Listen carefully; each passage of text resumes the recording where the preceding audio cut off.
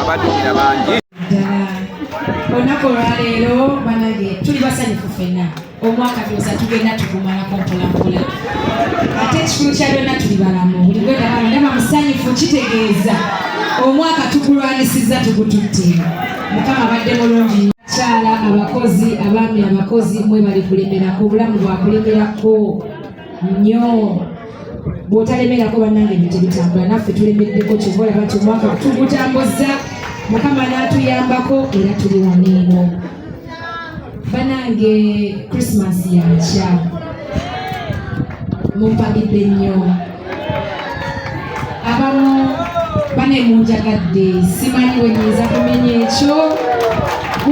Osanga woba kwenga gwe Spice tomutegeera muwala wayinza oba ntegeera.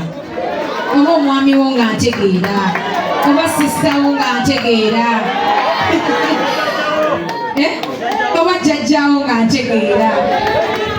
Bannange munjagadde nnyo ebivulu mubizzeemu ne mumpagira. Era y'ensonga lwaki nange neekutte neefuna ettu lya Christmas.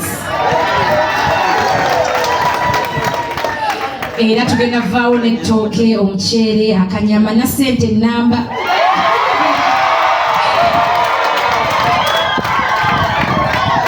Ate kunze ebyo bitono nnyo ku bimunkoledde, naye kimanyi ng'obulamu bwe buli nga Mukama Katonda ampadde obulamu n'obusobozi nja bagabirira.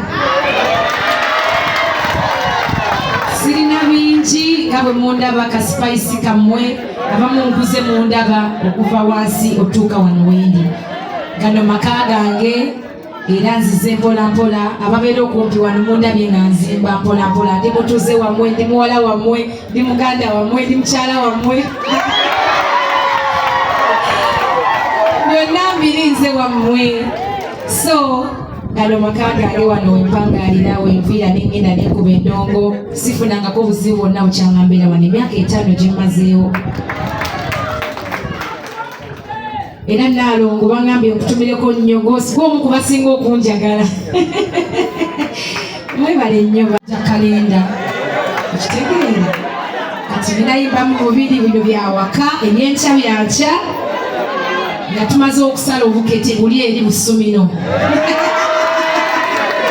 Nga tumaze okukuta banange nga bwe mbadde ŋŋamba nti Mukama Katonda nga atuwadde obulamu nga mpadde obusobozi ate obusobozi bwange buva mu mmwe.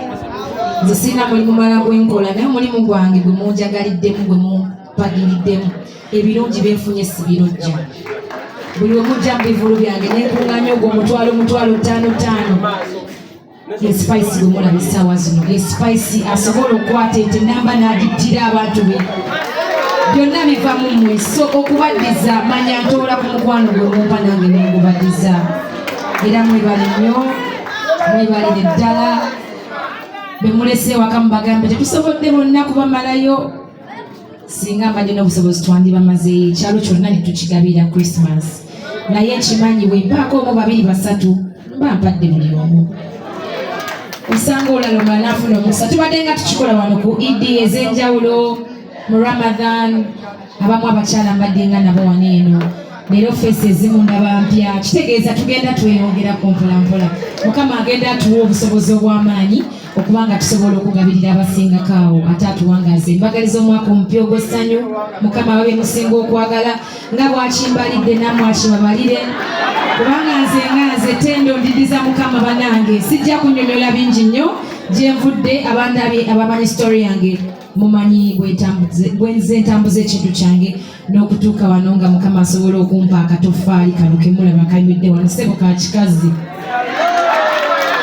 Tekuliko yadde bboloka y'omusajja n'omu. Era bwajjanga oyo tugenda mugirayo ebiso. Kubanga zino ntuuyo zaffe. Zange nammwe. Ate nga Mukama akyatugabirira nga ye mubeezi. So nange nsaba abibabalire omwaka ogujja. Buli omu kyasobola kyasabe kyasinga okwagala mu mutima. Oba osaba musajja babalongo agenda bikubalira. Bizinesi egaziwe agenda bikubalira. Buli kimu kyosinga mmotoka oyagala givuga bannange ogenda bikola byonna. Bano okukkiriza n'ekirala bannange emitima gyaffe tugirongoose kambabuulire buli wolongoosa omutima gwo ate okugaba kuneeno mukama takaliza nsawo yo oyinza oba tolina kati naye omutima omugabi manya ekyojja kufuna ate era mukama katonda alwana n'entalo zo bangi bakweteekako ne bakwesimbamu naye enkulayiriranga mukama alinaawe teri kigaana osobola okukaba amaziga leero naye nga gakulongooseza ssanyu ekya bye mukama byakola nze ndi testimony eri mukama byakola era nkimanyi nammwe agenda bibalira sigenda bamalira budde bungi n'omusana mungi nnyo mulina okuddayo muteekateeke Christmas njagala mbawa kayimba k'omulembe kano k'abakyala specifically omusajja sooka otteke ebbali otulengere bulengezi mukubira mu ngalo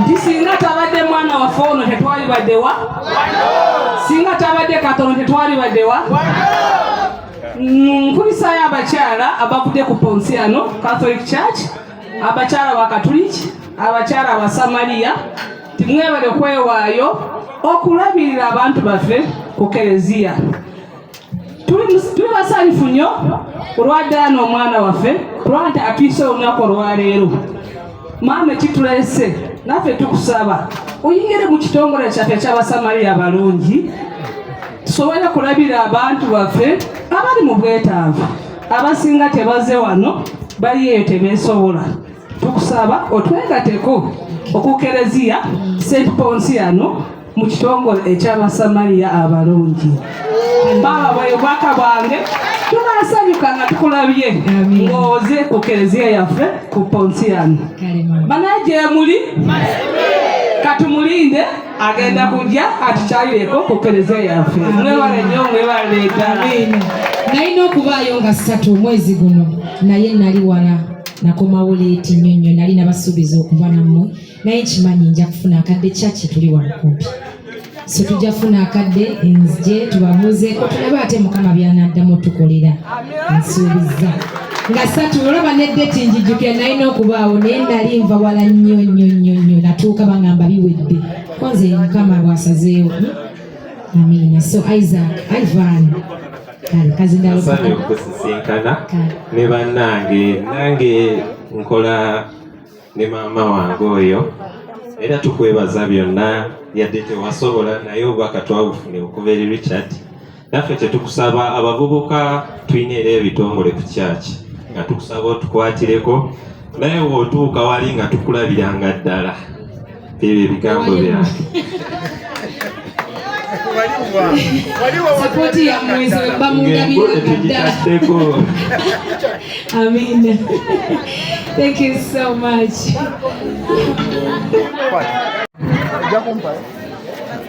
Buli ali wano agenda kufuna Richard tujja tukoma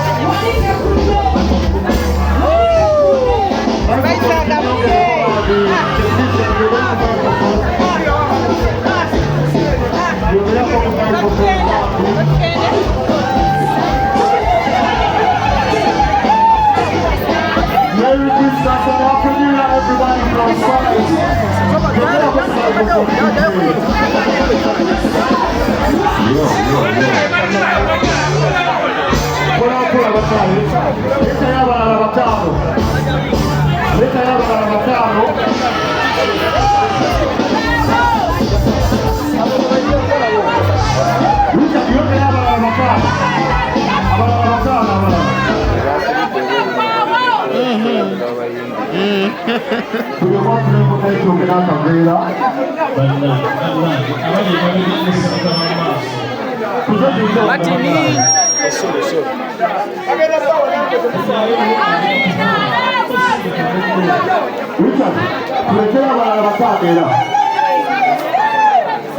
Happy New Year, everybody. Merry Christmas. Omwaka omujja obulungi.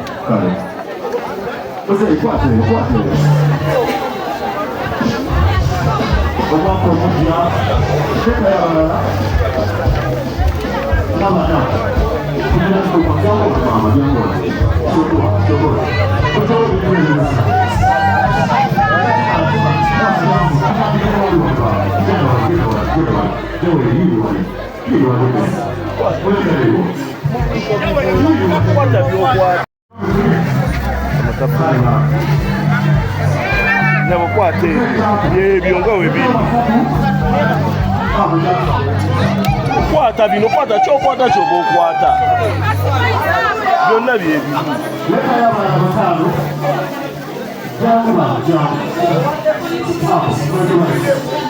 Soyanza nnyo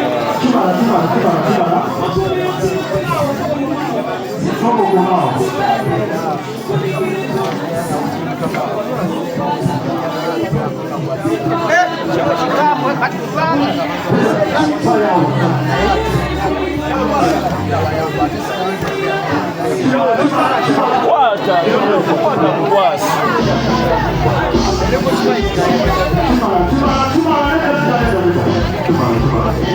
kwata bino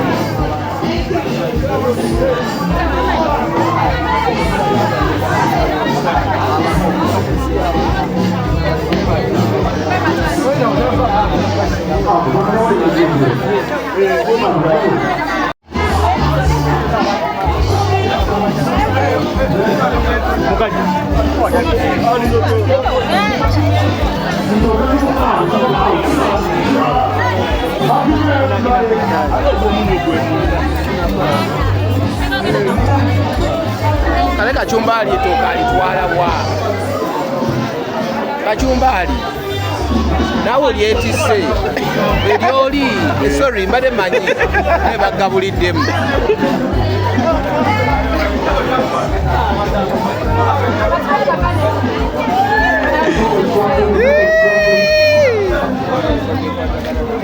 wano wetuli Spice Dana Agabudde ekyaalo akitidde ente n'aleeta trailer y'amatooke nga mulimu emigaati trailer 5 gundi amatooke trailer 12 ente 10 azisaze zonna n'azigabula ekyalo gwawakana ate obaddewo wano ze mbaddewo nze akunyumiza kitegeera